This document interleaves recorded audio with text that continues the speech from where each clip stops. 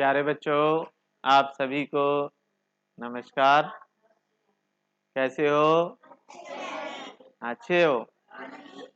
तो आज की वीडियो में हम करने जा रहे हैं बच्चों कक्षा 6 विज्ञान, और इसमें अध्याय है हमारे पास 8वां पाठ है पादपों में जनन।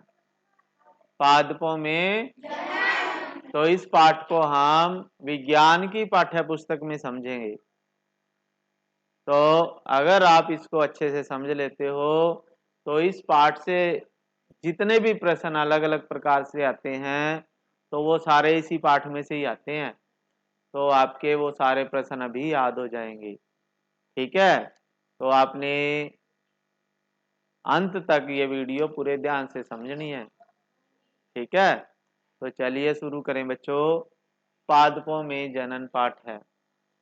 तो बच्चों, अगर आप चैनल पे नए हैं या चैनल सब्सक्राइब नहीं किया तो इसे कर लीजिए, क्योंकि ये आपका है और आपकी तैयारी के लिए इस पे सारा काम होता है। ठीक है, तो चलिए शुरू करते हैं। पादप में जनन। पादप क्या होते हैं बच्चों? पादप होते हैं पेड़ पौधे। पादप क्या होते हैं? और जनन क्या होता है? जनन का मतलब एक तरह से जन्म देने से है। जनन या जन्म एक ही बात सी लगती है ना। तो यानी जब हम जैसे जीवों में जनन होता है तो जीव जंतु भी अपने जैसे नए बच्चों को जन्म देते हैं, वो भी जनन का ही काम है।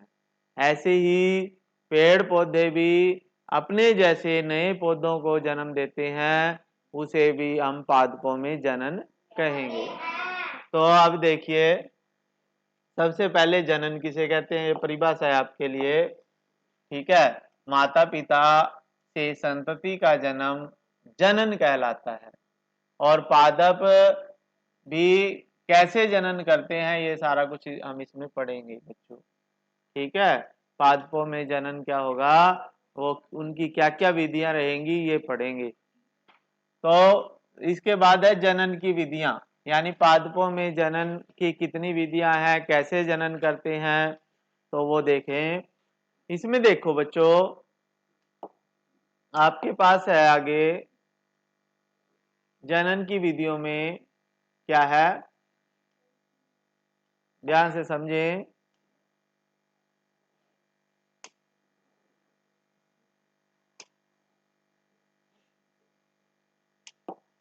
हाँ जी गुरुजी।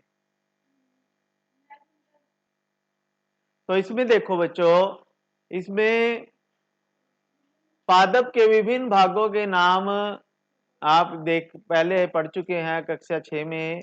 पादप के विभिन्न भागों के नाम आप पढ़ चुके हैं। जैसे फल भी होता है, उसमें तना होता है, कहीं पत्ते होते हैं, जड़ भी होती है, फूल भी होते हैं। ठीक है, तो इसमें देखिए, जो पादप में मूल होता है, तना है और पत्तियां होती हैं, ये पादप के कायिक अंग कहलाते हैं।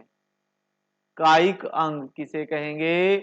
पौधों के पत्तों को, फूलों को, तने को, पत्ते को, जड़ को। मूल का मतलब जड़। ठीक है, मूल, तना और पत्तियां जो होती हैं ये पुष्प के या किसी भी पौधे के कायिक अंग हैं। कौन से अंग हैं ये? कायिक अंग हैं।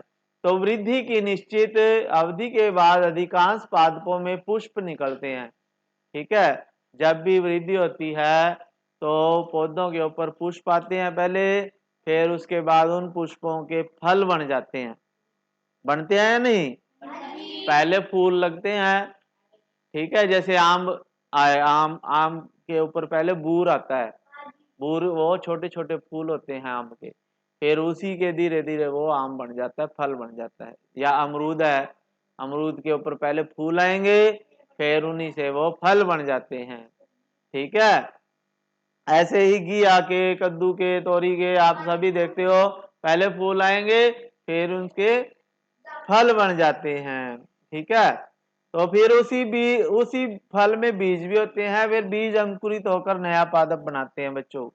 ठीक है, तो हम फल तो खा लेते हैं, जैसे आम आपने खा लिया तो उसके बीज को, उसकी गुठली को कहीं गिरा दिया और फिर उसी गुठली से नया पौधा बन जाता है आम का। ठीक है, तो इसमें देखिए आगे क्या है।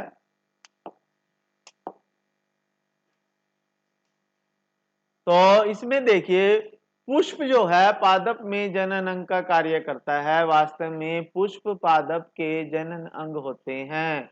तो अगर आपके पास प्रश्न आए कि पौधे का जनन अंग क्या है, पौधे का, तो आपने लिखना पुष्प पादप का जनन अंग होता है। पुष्प में केवल नर जनन अंग अथवा मादा जनन अंग या फिर दोनों हो सकते हैं।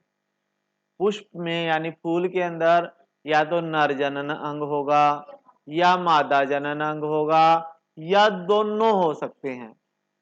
ठीक है, या तो नर होगा या मादा होगा या दोनों होंगे। ठीक है, तो पादप अनेक विधियों से संतति उत्पन्न करते हैं।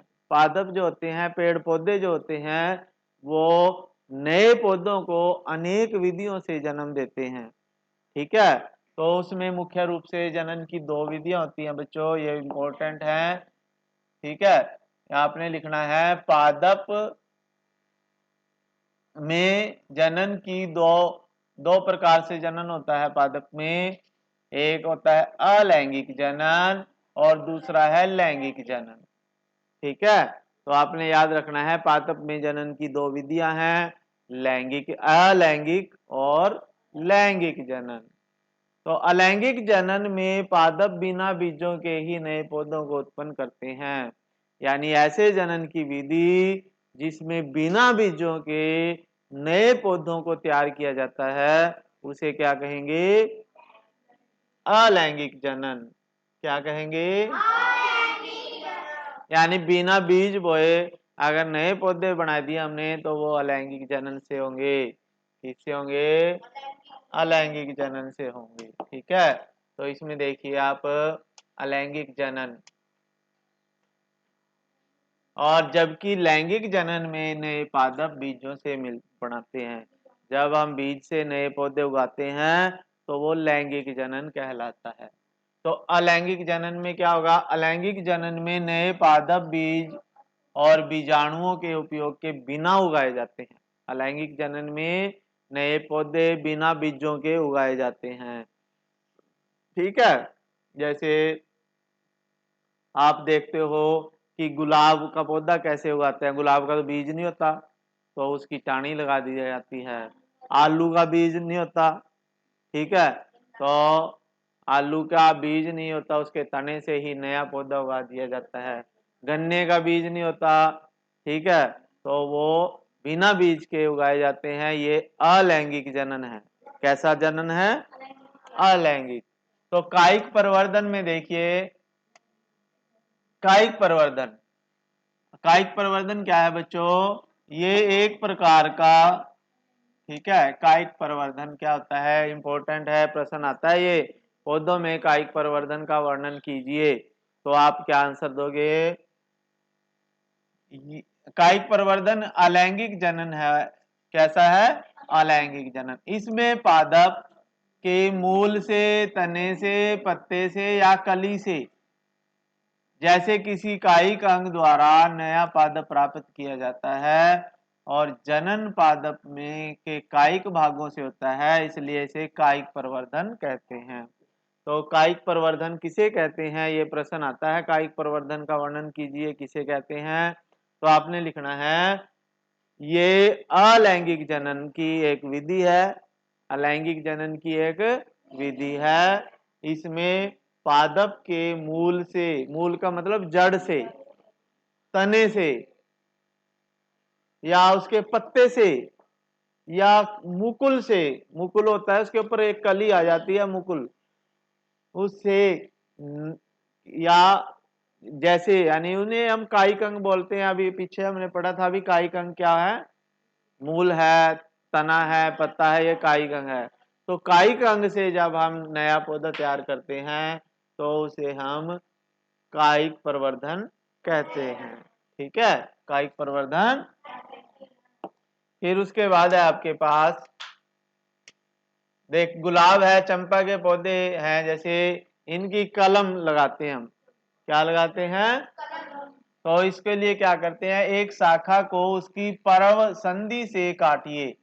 परव संधि होती है जहां पे, जैसे गुलाब के टहनी है, वहां से आपकी दूसरी टहनी फूट रही हो और वहीं पे उसका छोटा सा एक, ठीक है, बीज नहीं होता वो, वहीं से नया पौधा होता है, यानी उसमें एक आंख होनी चाहिए। ठीक है, तो उसके तने की जो टुकड़ा आपने लिया, उसको आपने इस जगह से काटना है जहां पे एक आंख हो उसमें, क्योंकि उसी से वो नया पौधा तैयार होता है। तो जहां से पत्ती निकलती है उसे परवसंधि कहते हैं भाई। तो शाखा के इस टुकड़े को कलम कहते हैं, कर्तन या कलम। कलम किसे कहते हैं या कर्तन किसे कहते हैं, तो आप इसको यहां से लिख सकते हो। अब कलम को मिट्टी में दबा दीजिए और प्रतिदिन पानी दीजिए, तो आप देखोगे उसमें जड़ें आ जाती हैं। जो मिट्टी में जो भाग दब रहे होगा ना, तो उसमें जड़ बन जाती है और ऊपर जो होगा परवसंधि होगी जहां पे, वहां से नया पत्ते निकलने शुरू हो जाते हैं। ठीक है, जैसे ये है, आप इस तरह की एक कलम काटिए और ये परवसंधि है यहाँ पे। ठीक है, तो अक्ष से जुड़ी हुई कलिका, ये कलिका है। तो जब आप इसको मिट्टी में लगाओगे, पानी दोगे रोज, तो वहां से फिर नया पौधा तैयार हो जाता है और नीचे जो मिट्टी में लगाओगे ना, तो वो जड़ें बन जाती हैं। ठीक है, समझ में आया? तो आगे हम अभी करते हैं। ठीक है, आगे है बच्चों, देखिए आपके पास, हमारे पास है आगे कायिक कलिकाएं किसे कहते हैं। कायिक कलिकाएं आती हैं हमारे पास। कायिक कलिकाएं यानी कायिक भाग से ही कुछ कलिकाएं निकलती हैं। तो कायिक भाग कौन सा होगा? ये है, देखो, पत्ती के परव संधि से जुड़ाव का बिंदु जो है, पत्तियों के कक्ष में भी कलिकाएं होती हैं। पत्तियों का कक्ष होता है, पत्तियों का कक्ष आप देखिए, ये पत्तियों का एक कक्ष है, यहां इस अक्ष से जुड़ी हुई एक कलिका है। ठीक है, यहाँ पे एक कलिका है, ये इसे हम बोलते हैं, क्या बोलते हैं? कायिक कलिकाएं। क्या बोलते हैं बच्चों? कायिक कलिकाएं। ठीक है, जिसे आंख भी बोल देते हैं साधारण भाषा में, उसे हम कायिक कलिकाएं कहते हैं। फिर उसके बाद आप देखिए, ये आलू है, आलू में ये जो होती है इसे आंख बोलते हैं। ठीक है, तो जब हम आलू उगाते हैं तो आलू के तने को दबाते हैं और उस तने में ये आंख होनी चाहिए। तो यही आंख जो है विकसित होती है पौधे में और धीरे धीरे वो पौधा बन जाती है और फिर उसमें नए आलू आ जाते हैं। ठीक है, क्या आ जाते हैं? फिर उसके बाद है आपके पास ये अदरक है भाई। अदरक में भी क्या होता है, ताजा आलू लीजिए और इसमें आंख कहते हैं इसे। ठीक है, क्षत चिन्ह को आंख कहते हैं। क्या कहते हैं? आंख। आलू के कुछ टुकड़े काटिए, उनमें एक आंख अवश्य होनी चाहिए और मिट्टी में दबा दीजिए। तो कुछ दिनों तक पानी डालिए, तो आप देखोगे आलू के टुकड़े जो मिट्टी में दबाए थे वो खोद कर निकाल लीजिए, तो उसमें यानी पौधे उगेंगे और नीचे 2 महीने या 3 महीने में नए पौधे, नए आलू उसमें उग जाते हैं। इसी प्रकार अदरक और हल्दी भी उगा सकते हैं हम। ये क्या है? अदरक है, ये अदरक की जड़ है भाई, और ये इसका यानी ये तना होता है अदरक का।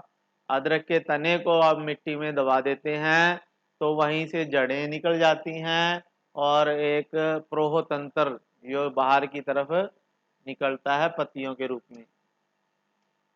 एक ब्रायोफिलम, ब्रायोफिलम इसे पत्थर चट्टा भी बोलते हैं, इंग्लिश में ब्रायोफिलम बोलते हैं, हिंदी में पत्थर चट्टा। तो इसकी पत्ती के किनारे में कलिकाएं होती हैं। यदि इस पादप की पत्ती आर्द्र मृदा पर गिर जाए, यानी गीली मिट्टी के ऊपर ये पत्ती गिर जाती है तो प्रत्येक कलिका से नए पादप जन्म दे देती है। आप देखिए इसको, ये चित्र है, देखिए ब्रायोफिल्म की पत्ती जिसके किनारे पर कलिकाएं होती हैं। तो ये कलिकाएं हैं इसके किनारों पर। अगर ये पत्ता नमी वाली जगह पे, जहां पे पानी है, गीली धरती पे गिर जाए तो इन कलिकाओं से नए पौधे बन जाते हैं ब्रायोफिल्म के। ठीक है, तो इस प्रकार ये पत्ती के द्वारा नए पौधे उगते हैं, पत्ती के द्वारा। अब ये कायिक प्रवर्धन के द्वारा हम नए पौधे उगाते हैं, जैसे जड़ के द्वारा भी, तने के द्वारा भी, और पत्ते से नए पौधे आपने देख लिए वही उग जाते हैं। तो इस कायिक प्रवर्धन का फायदा ये है कि कायिक प्रवर्धन द्वारा पादप कम समय में उगाए जा सकते हैं, क्योंकि बीजों से उगाए जाने वाले पादप की अपेक्षा कायिक प्रवर्धन द्वारा उत्पन्न पादपों में पुष्प और फल कम अवधि में ही आ जाते हैं, और नए पादप जनन पादप की यथार्थ प्रतिलिपि होते हैं, क्योंकि ये एक ही जनक द्वारा उत्पन्न होते हैं। ठीक है, तो इसके फायदे हैं, एक तो ये जल्दी तैयार हो जाता है पौधा, और जल्दी हमें फल और फूल मिल जाते हैं। तो कायिक प्रवर्धन का ये फायदा है। फिर आता है मुकुलन। मुकुलन मुकुलन ये भी एक जनन की अलैंगिक विधि है। ठीक है, मुकुलन क्या होता है बच्चों?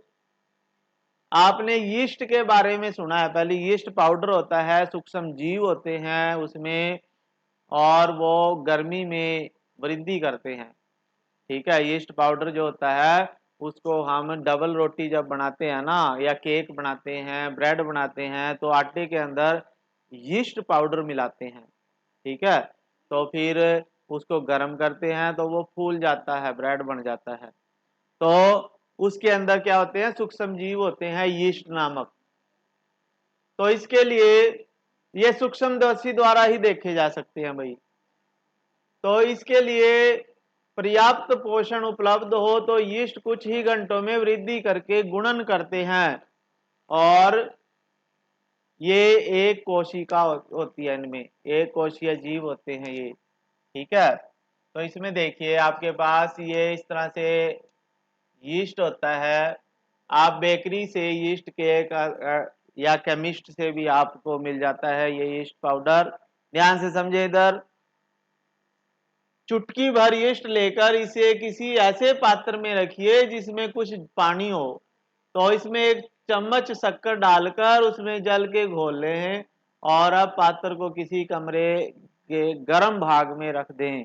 ध्यान से समझे, अभी पूछूंगा मैं आपसे। ठीक है, 1 घंटे के पश्चात इस द्रव की एक बूंद कांच की पट्टी पर रखकर सूक्ष्मदर्शी से देखें तो आपको ये दिखाई देगा भाई। ठीक है, तो ये एक यीस्ट सूक्ष्म जीव है, एक सूक्ष्मदर्शी के द्वारा देखा जाता है, ऐसे ऐसे नहीं दिखता। तो सूक्ष्मदर्शी से जब हम देखेंगे तो हम देखेंगे पहले एक यीस्ट कोशिका है एक। ठीक है, फिर इसके ऊपर देखो इस तरह से आ जाता है, ये विकसित होता हुआ मुकुल है, यानी इसका मुकुल विकसित हो जाता है। धीरे धीरे ये पहले इसमें एक केंद्रक था, तो ये केंद्रक लंबा हो गया, और फिर ये 2 केंद्रक बन गए। ठीक है, फिर ये दूसरे केंद्रक वाला ये धीरे धीरे अलग हो जाता है, फिर उसके ऊपर और भी मुकुल आ जाते हैं। तो ये सभी मुकुल फिर अलग अलग होके नए यीस्ट बन जाते हैं। तो इस प्रकार से मुकुल के द्वारा जब एक जीव से दूसरे जीव बनते हैं उसे मुकुलन विधि कहते हैं। क्या कहते हैं? मुकुलन विधि। तो यीस्ट कोशिकाओं से बाहर निकलने वाला एक छोटा बल्ब जैसा प्रवर्ध मुकुल या कली कहलाता है। ठीक है, तो मुकुल किसे कहते हैं?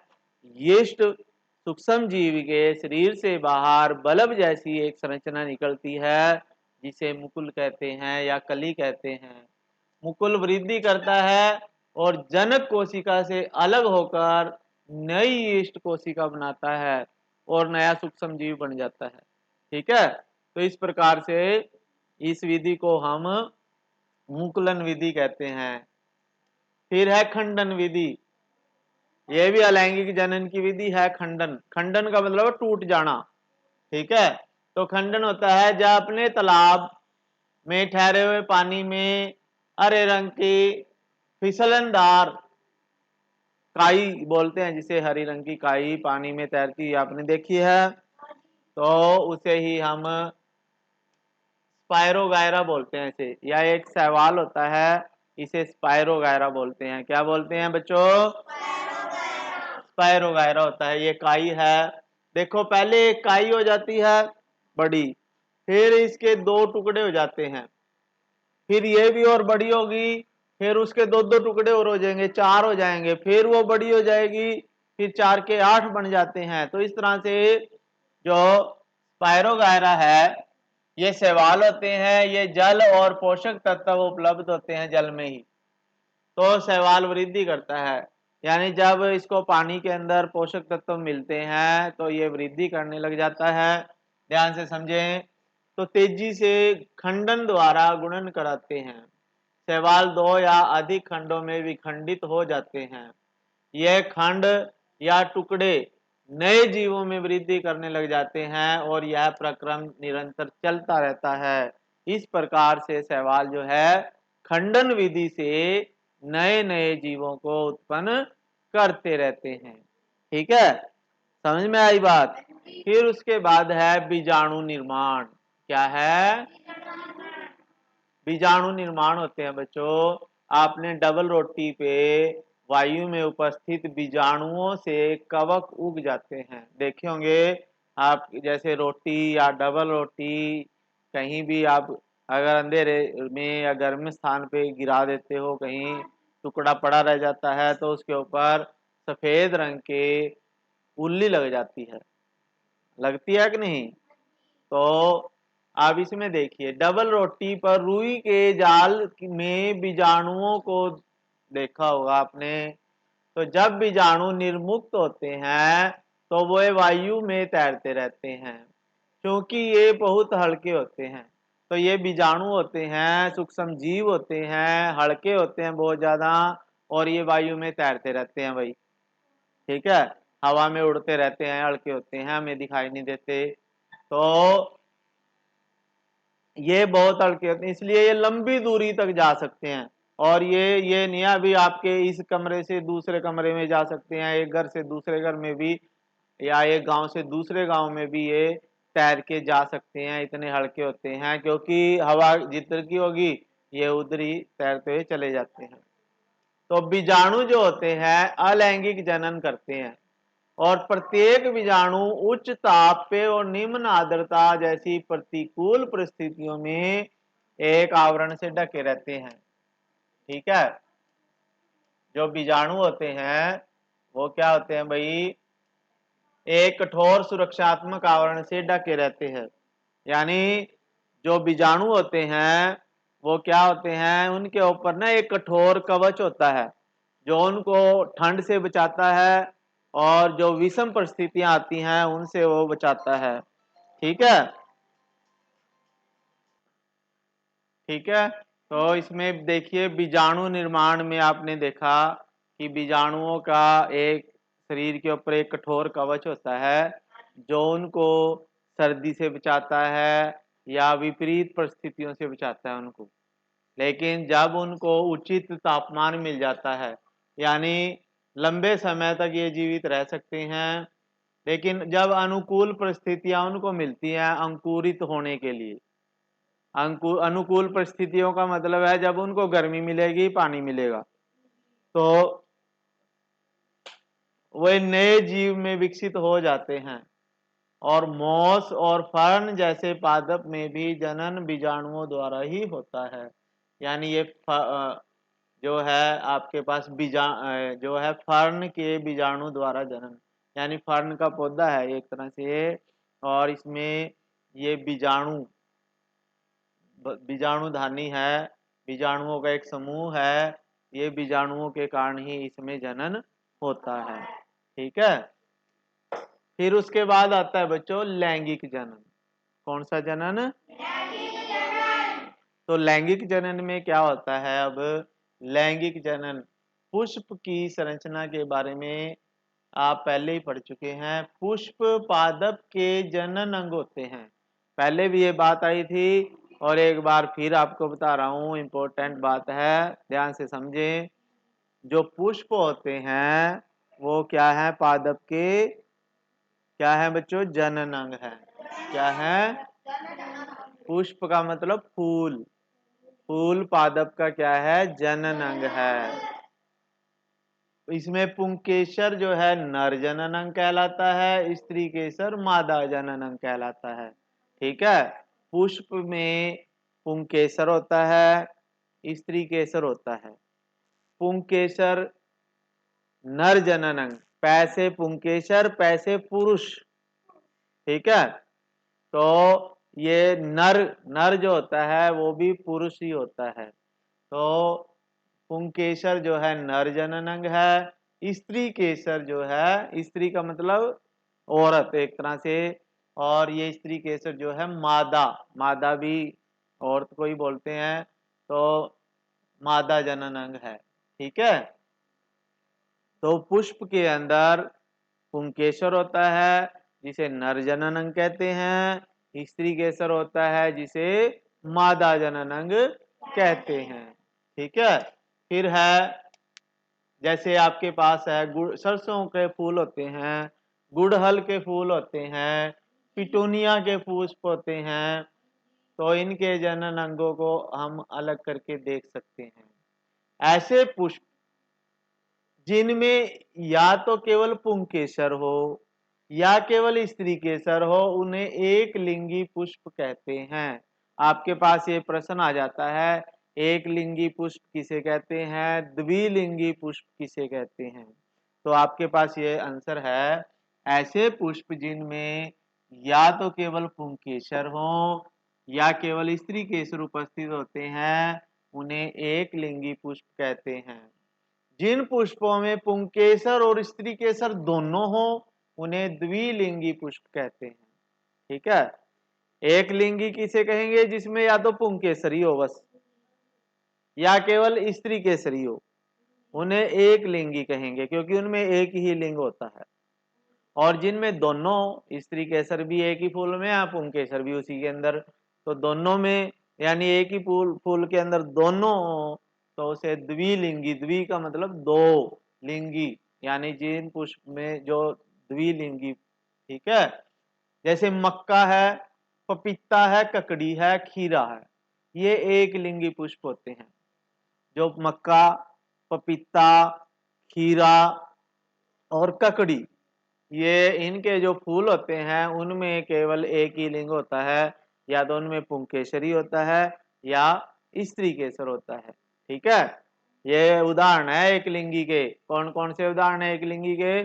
पपीता है, खीरा है, ककड़ी है, मक्का है। ठीक, और सरसों, गुलाब, पिटूनिया, सरसों, गुलाब, पिटूनिया के जो फूल हैं वो द्विलिंगी हैं। कैसे लिंगी हैं बच्चों? द्विलिंगी। ये देखिए आपके पास, ठीक है, ये द्विलिंगी पुष्प होते हैं, नर और मादा। एक लिंगी पुष्प दोनों में एक ही पादप, एक ही उपस्थित होती है पादप में, एक लिंगी में, और द्विलिंगी में दोनों होते हैं। ठीक है, अब ये नर जनन अंग है। जनन अंग एक तो स्त्री केसर होता है, एक पुंकेसर। पुंकेसर में क्या होता है देखिए, पुतंतु होता है और प्राकोष होता है, परतंतु और प्राकोष। पुंकेसर में देखिए पैसे ही हैं तीनों। पुंकेसर याद रखने का तरीका है ये, पुंकेसर पैसे शुरू होता है और इसके भाग भी पैसे ही शुरू होते हैं। देखिए परतंतु और प्राकोष। ये फूल के ऊपर ना, ये देखिए एक कोष होता है फूल के ऊपर, जो डंडियां सी होती है फूल के बीच में, छोटी छोटी होती है ना, फूल के बीच में छोटी छोटी डंडियां होती हैं, तो उसके ऊपर ये प्राकोष होता है, और इसके ऊपर छोटा छोटा बारीक बूर सा होता है, उसे प्राग कण बोलते हैं। क्या बोलते हैं उन्हें? प्राग कण बोलते हैं। और ये परतंतु है। क्या है ये? परतंतु। क्या है? तो ये पुंकेसर के भाग हैं। फूल के अंदर जो पुंकेसर है, पुंकेसर कैसा भाग होता है? नर जनन अंग। कैसा है? और इसके ये दो भाग हैं।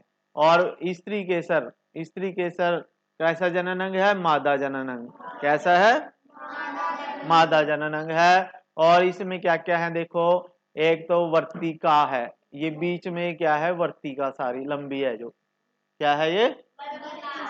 और इसके ऊपर वाला हिस्सा वर्तिकाग्र, वर्तिका अग्र, अग्र का मतलब अगला भाग, ठीक है, वर्तिका का अगला भाग यानी वर्तिकाग्र है ये, ठीक है, ये वर्तिका है। और इसमें जो बीच में बीज होते हैं इसे बीजांड बोलते हैं। क्या बोलते हैं? बीजांड या अंडाशय बोलेंगे इसको, ठीक है, बीजांड या अंडाशय।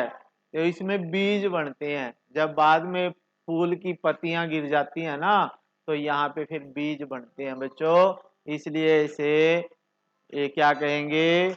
बीजांड या अंडाशय, ठीक है। फिर उसके बाद है प्राकोश में परागकण होते हैं। परागकोश होता है ना जो, उसके ऊपर जो छोटे छोटे बारीक से दाने से होते हैं उसे परागकण कहेंगे, जो नर युग्मक को बनाते हैं। और स्त्री केसर में वर्तिकाग्र होती है, वर्तिका और अंडाशय होता है। अंडाशय में एक से अधिक बीजांड होते हैं।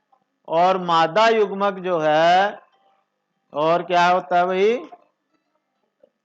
ठीक है बच्चों, तो उसमें देखिए आपके पास है जो नर युग्मक होता है, उसमें क्या क्या होता है? प्राकोश होता है और परतंतु होता है।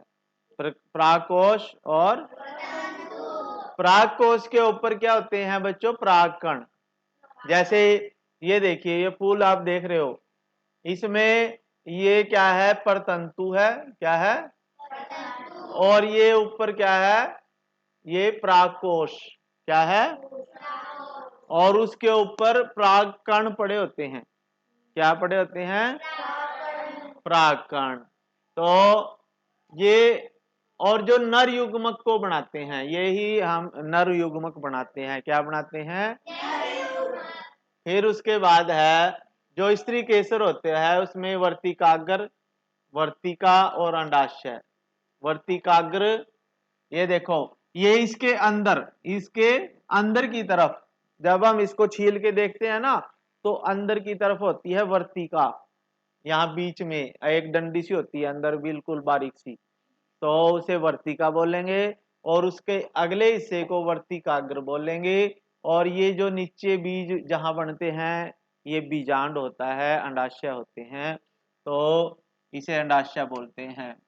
अंडाशय में एक या अधिक बीजांड होते हैं और मादा युग्मक अंड का निर्माण बीजांड में ही होता है। यानी जो अंडे हैं या बीज हैं, बीजों का निर्माण कहाँ होता है? बीजांड में ही होता है, ठीक है। तो लैंगिक जनन में नर और मादा युग्मक के युग्मनन से युग्मनज बनता है। युग्मनज किसे कहते हैं? ये प्रश्न आ जाता है कई बार। युग्मनज वेरी इंपॉर्टेंट है ये। युग्मनज, युग्मनज किसे कहते हैं? जब लैंगिक जनन में नर और मादा युग्मक के युग्मन से युग्मनज बनता है। क्या बनता है? युग्मनज। क्या बनता है बच्चों? ठीक है। तो इसमें देखिए, अब हमारे पास जो परागकण है, परागण, परागण क्या होता है? परागकण अलग चीज है और परागण अलग चीज है, ठीक है। परागण क्या होता है? अब परागकण में, परागकणों में दृढ़ सुरक्षात्मक आवरण होता है जो उन्हें सूखने से बचाता है। क्योंकि परागकण हल्के होते हैं, परागकण होते हैं बिल्कुल बारीक से छोटे छोटे से टुकड़े होते हैं जो पराग कोश के ऊपर पड़े रहते हैं, और उनके बाहर चारों तरफ सुरक्षात्मक आवरण होता है जो उनको सूखने से बचाता है। और वो हल्के होते हैं बिल्कुल ही, तो इसलिए वो हवा के द्वारा उड़ के भी जा सकते हैं, पानी में बह के भी जा सकते हैं, ठीक है, या किसी पक्षी के, किसी कीट पतंगे के पैरों पे चिपक जाते हैं, जब वो उड़ के जाएंगे तो तब भी वो जा सकते हैं, ठीक है। यानी सूक्ष्म जीवों के द्वारा भी वो जा सकते हैं, हवा से भी जा सकते हैं, पानी से भी जा सकते हैं, एक स्थान से दूसरे स्थान पे। ठीक है, तो वायु जल द्वारा बहकर ये जा सकते हैं, पुष्पों पर बैठने वाले कीटों के शरीर पर चिपक के ये जा सकते हैं। ठीक है, तो किसी अन्य पुष्प पे जब वो बैठेंगे कीट, जैसे एक फूल के ऊपर बैठे, भंवरा बैठा है, भंवरा एक पुष्प पे बैठा, तो उसके पैरों पे परागकण चिपक जाएंगे।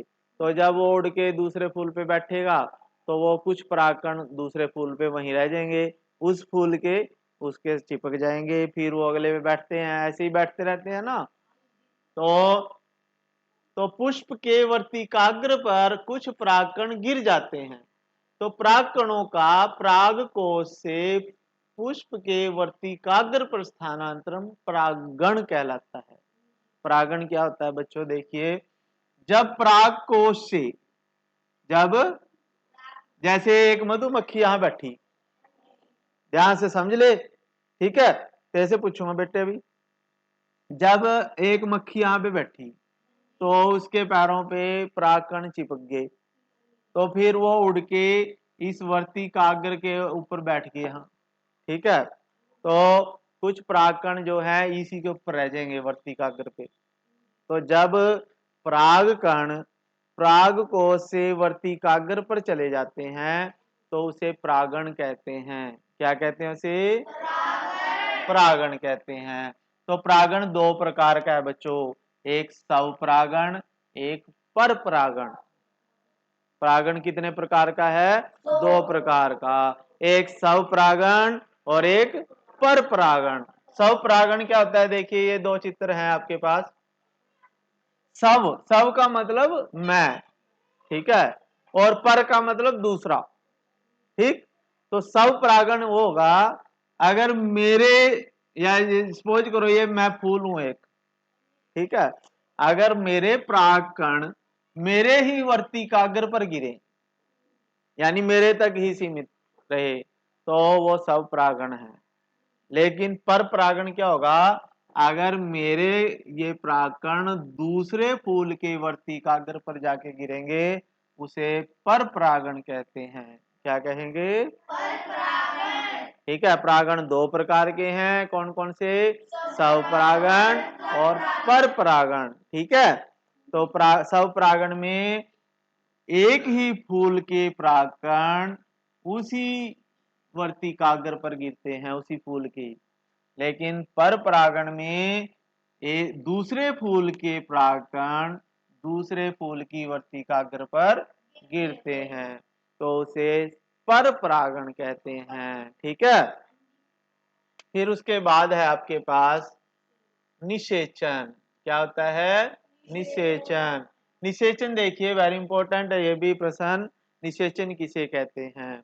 निषेचन होता है जैसे नर और मादा युग्मक के युग्मन द्वारा बनी कोशिका युग्मनज कहलाती है, और युग्मनज बनाने के लिए नर और मादा युग्मकों के युग्मन का प्रक्रम, ठीक है, प्रक्रम निषेचन कहलाता है।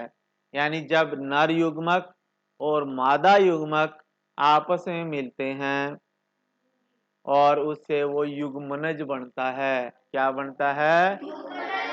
तो उसे निषेचन कहते हैं। क्या कहते हैं? निषेचन। तो ये देखिए आपके, और युग्मनज निषेचन के बाद फिर भ्रूण बनता है भाई, भ्रूण में विकसित हो जाता है। युग्मनज जो है निषेचित होगा, युग्मनज बन जाएगा, और फिर वो धीरे धीरे भ्रूण बन जाता है। तो ये देखिए आप कैसे होगा ये निषेचन। निषेचन में क्या होगा बच्चों, पहले जो है ये परागकण गिर गए, परागण होगा पहला, तो परागकण वर्तिकाग्र के ऊपर गिर गया, ठीक है, फिर ये वर्तिकाग्र के ऊपर आएगा, गिर गया भाई परागकण, ठीक, फिर ये वर्तिका है, ये बीच में एक, ये पूरी एक वर्तिका है, ठीक, तो ये परागकण जो है ये वर्तिका के रास्ते होता हुआ ये धीरे धीरे इसके यहाँ पे पहुंच जाएगा, अंड कोशिका में। कहाँ पे पहुंचेगा? अंड कोशिका में, यानी ये जो परागकण था वो वर्तिका से होता हुआ अंड कोशिका में चला गया और इसके साथ अंडे के साथ ये मिल गया और ये निषेचित हो गया। क्या हो गया? और निषेचित होके ये युग्मनज बन गया। क्या बन गया? और युग्मनज धीरे धीरे फिर भ्रूण बन जाएगा और भ्रूण बन के वहीं बीज बनने शुरू हो जाएंगे। ठीक है, तो इसे हम क्या बोलेंगे? निषेचन। क्या कहेंगे? तो ये देखो, निषेचन के पश्चात अंडाशय जो है फल में विकसित हो जाता है। पुष्प के अन्य भाग मुरझाकर गिर जाते हैं। यानी जब निषेचन होता है, निषेचन होने के बाद बीज बनने शुरू हो जाएंगे और फूल के जो ऊपर रंग बिरंगी पत्तियां होती हैं वो मुरझा के नीचे गिरनी शुरू हो जाएंगी, बाद में गिर जाती है ना। और फिर परिपक्व होकर अंडाशय जो है फल के रूप में विकसित हो जाता है। जैसे अमरूद है, अमरूद का पहला फूल बना तो उसकी पत्तियां सूख के गिरनी शुरू हो जाती हैं, फिर वो अमरूद जो है बड़ा होना शुरू हो जाता है, फल बन जाता है और फल के अंदर क्या होते हैं? बीज। ठीक है, तो फल के रूप में विकसित होता है अंडाशय और बीजांड से बीज विकसित हो जाते हैं। तो बीज में एक भ्रूण होता है जो सुरक्षात्मक आवरण से के अंदर होता है। अब अमरूद के बीज आप देखते हो, आप बड़े सख्त होते हैं क्योंकि उनके बाहर जो है कठोर कवच होता है और उसके अंदर एक भ्रूण होता है। क्या होता है? बीज में एक भ्रूण होता है जो सुरक्षात्मक बीज से बीजावरण से ढका होता है। ठीक है, तो वो बीज आवरण उसको बचाता है, इसलिए कई बार बीज जो होते हैं हम ऐसे ही निगल जाते हैं और जब वो शरीर से बाहर निकलते हैं फिर वो जहां भी गिरेंगे मिट्टी में वहां भी नए पौधे बन जाते हैं उन्हीं से। ठीक है, देखते हो ना आप? हैं? तो इस तरह से जानवर भी कहीं फल खा लेते हैं लेकिन उनके बीज बिल्कुल सुरक्षित वैसे के वैसे उनके शरीर से बाहर निकल जाते हैं, चाहे वो गोबर में या जिसमें भी। तो फिर वो जब मिट्टी में गिरेंगे तो वहां भी उनसे फल जो भी है पेड़ नए उग जाते हैं। ठीक है, तो कुछ फल गुद्देदार होते हैं, रसीले होते हैं, जैसे आम है, सेब है, संतरा है। तो फल बीच में कठोर होता है, जैसे बादाम है, अखरोट है। ठीक है, तो इस तरह से ये परमात्मा ने बनाया है सिस्टम सारा। जैसे सेब है, सेब के बीज हैं, जैसे बीज बीच में है और बीजों के ऊपर इसके बीज के ऊपर सुरक्षा आवरण होता है, बाहर कठोर होता है ना, ये चाप बन जाता। जैसे इसी के ऊपर भी बाहर कठोर आवरण है। तो ये इनको बचाने के लिए भगवान ने या प्रकृति ने इनको बचाने के लिए इनको ऐसा बनाए रखा है कि इनको क्षति ना पहुंचे। अगर इनके ऊपर ये कठोर आवरण ना होता ना तो दोबारा से फिर नए पौधे नहीं उगते, फिर नए फल नहीं मिलते हमें। तो इसलिए प्रकृति का सिस्टम चलाने के लिए भी नए नए पौधे उगते रहें और सभी जीव जंतुओं को अनाज मिलता रहे, फल फ्रूट मिलते रहें, सभी जीवों का जीवन चलता रहे, उसके लिए ये इस तरह से बनाए हुए हैं। फिर बीज प्रकीर्णन आता है। बीज प्रकीर्णन, प्रकीर्णन का मतलब बिखर जाना, बीजों का बिखर जाना प्रकीर्णन कहलाता है। बीजों का बिखर जाना क्या है? हाँ, तो प्रकृति एक ही प्रकार के पादप विभिन्न स्थानों पर क्यों उगते हैं? आप देखते हो कि कई बार पौधे अपने आप ही उग जाते हैं, ना तो वहां बीज गिरा ना कुछ गिरा, अपने आप उगते रहा। तो वो बीज कहाँ से आते हैं? वो प्रकीर्णन के द्वारा आते हैं। कैसे आते हैं? तो बीजों के विभिन्न स्थानों पर प्रकीर्णन के कारण होता है। कभी कभी किसी वन या खेत या फिर उद्यान में चहलकदमी करते समय आपको अपने वस्त्रों पर फलों के बीज चिपके हुए दिखाई देते हैं।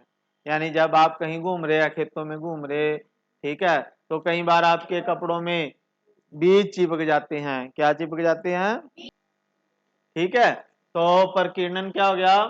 जैसे आप कहीं से गुजरे तो कई बार आप देखोते हो आपके कपड़ों पे कुछ चिपक जाते हैं बीज, ये उन पे कांटे भी होते हैं लगे। ठीक है, फिर जब आप अभी आपको पता तो लगा नहीं है अभी चिपक रहे, जब आप कहीं दूर जाके देखते हो ये क्या लग गया मेरे कपड़ों के, तो आप उसको उतार के नीचे गिरा देते हो।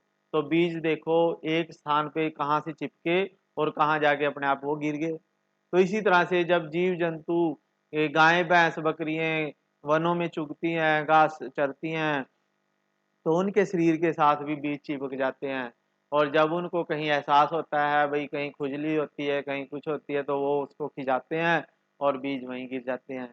तो इस प्रकार जीव जंतुओं के द्वारा, या कहीं बीज हवा में उड़ के चले जाते हैं। आप देखते हो जब तेज हवा चलती है तो कई बीज जिनके चारों तरफ बाढ़ से होते हैं, तो वो उड़ते हुए चले जाते हैं हवा में, ठीक है। और कई बीज पानी में बह के चले जाते हैं। और कई बीज ऐसे होते हैं उनका जो है फल एकदम से ब्लास्ट होता है और वो दूर दूर बिखर जाते हैं। तो इस प्रकार बीजों का एक स्थान से दूसरे स्थान पर किसी भी तरह से चले जाना बीज प्रकीर्णन कहलाता है, ठीक है। देखिए आप, ये देखिए, ये सहजन और द्विफल के बीज हैं, ये हवा में उड़ के चले जाते हैं एक दूसरे स्थान पे, ठीक है। और ये आपने देखे होंगे, ये जैंथम के बीज हैं, ये जिसपे कांटे से लगे होते हैं, कपड़ों के साथ चिपक जाते हैं, जिसे, ठीक है, हाँ, जिन्हें कुत्ता भी बोल देते हैं। तो ये जैंथियम होते हैं, जैंथियम क्या होते हैं इनको, यूरेना और जैंथियम के बीज होते हैं।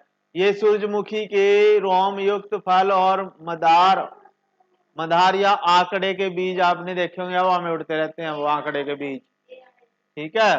तो ये बीज जो होते हैं ये सारे आपको याद होने चाहिए, यूरेनिया और जैंथियम के बीजों पे कांटे लगे होते हैं। और ये कहीं कुछ पौधों के फल जो है झटके से फटक जाते हैं और वो बीज दूर दूर बिखर जाते हैं। बालसम के बीज होते हैं, जो एरंड और बालसम के बीज ब्लास्ट से बिखरते हैं, ठीक है। तो इस तरह से आपने ये पूरा लेसन समझा और ये कुछ प्रमुख शब्द हैं, ठीक है। तो नेक्स्ट वीडियो में हम बाकी चीजें करेंगे। तो बच्चों अगर आप चैनल पे नए हैं, चैनल सब्सक्राइब नहीं किया तो कर लीजिए इसे, क्यों, क्योंकि ये आपका है और आपके लिए है, ठीक है। Thank you.